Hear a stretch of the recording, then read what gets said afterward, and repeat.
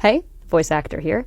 The question I get asked the most on this app is how do I do it? How do I become a voice actor? I want to do what you do. So let's talk about it. Also, excuse the intermittent helicopter sounds. I'm being circled by the police as we speak.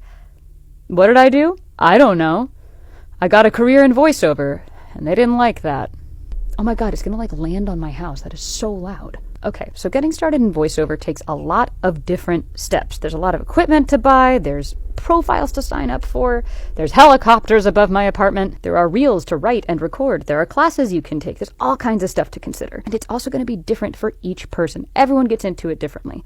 You're going to need different mics depending on your voice. You're going to need different foam depending on your space. Are you going to sign with an agent? Are you going to go freelance? Are you going to do auditions? Are you going to set up on an online marketplace? There's a million ways to do this. Unrelated, does anybody know where I can get a giant slingshot?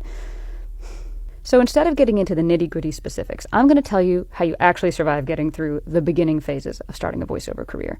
Here's what I would do. Give yourself week-long challenges.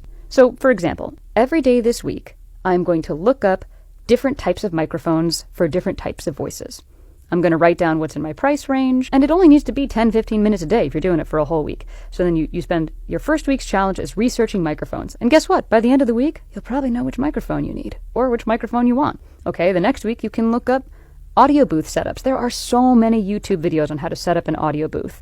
Do some research on what kind of things you would need for your space, what's in your budget, how to soundproof your entire house against helicopters. And you can repeat this challenge every step of the process. It will make it way less intimidating. And this works at every step of the process. Look up what voiceover platforms you might want to sell on if you want to do freelance. You could look up voiceover agencies in your area for a week. You could spend a week listening to 3 voice actors' reels a day. You can find them online, trust me.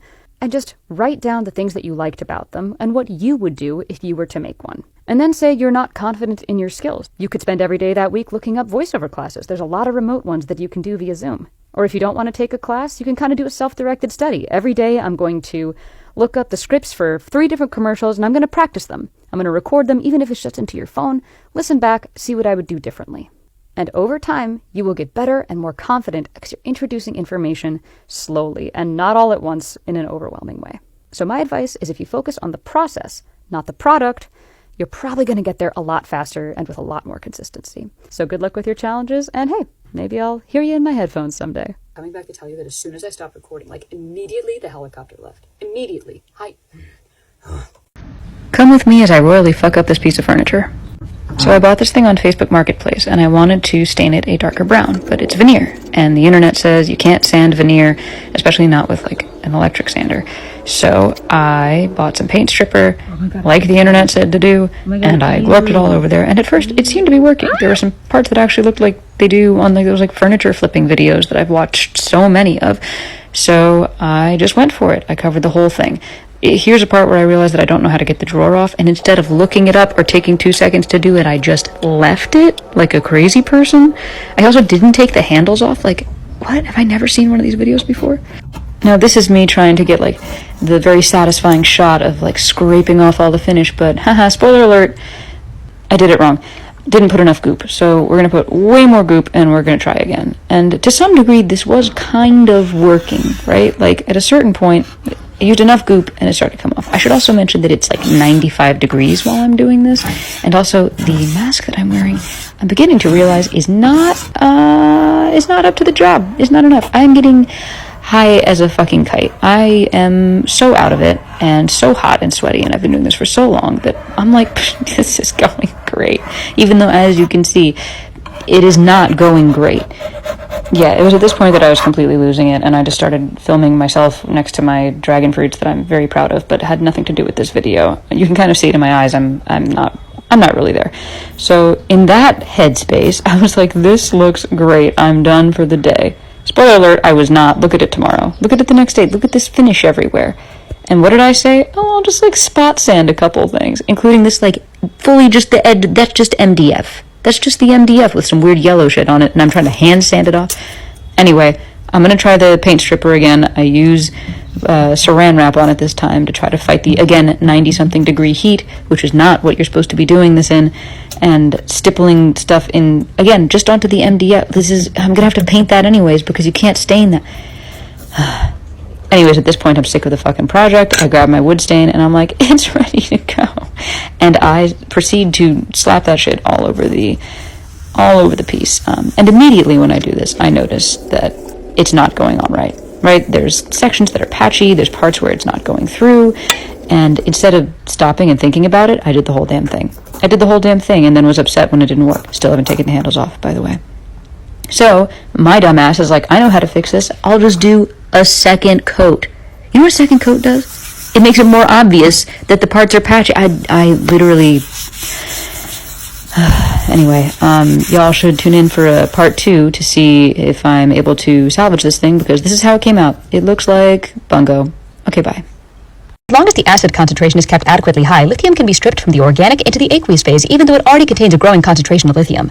The emulsion coalesces into the settler, and the organic and aqueous phases can be separated into weirs. The organic solution returns to the extraction stage to be reloaded with lithium, while the lithium-rich stripping solution can be sent for lithium recovery. So I'm going to be doing a panel at Comic-Con this weekend, and I just found out who the other panelists are, and, you guys... So everyone on this panel is an audiobook narrator, including myself. We are talking about how to narrate spicy scenes in romance novels. And I didn't realize exactly what I'm just going to show you.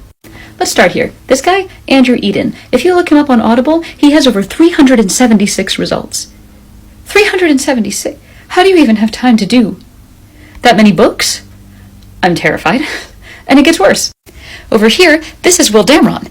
He has over 500 results on Audible. 500. 500.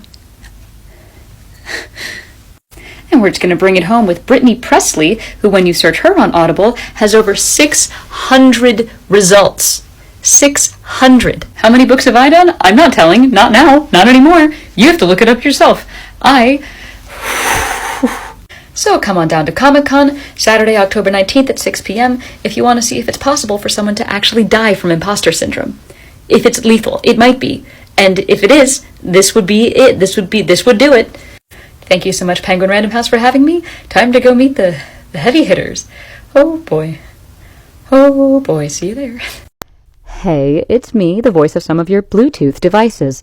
And as a woman making content on the internet, I have been getting a lot of messages from people. All kinds of messages.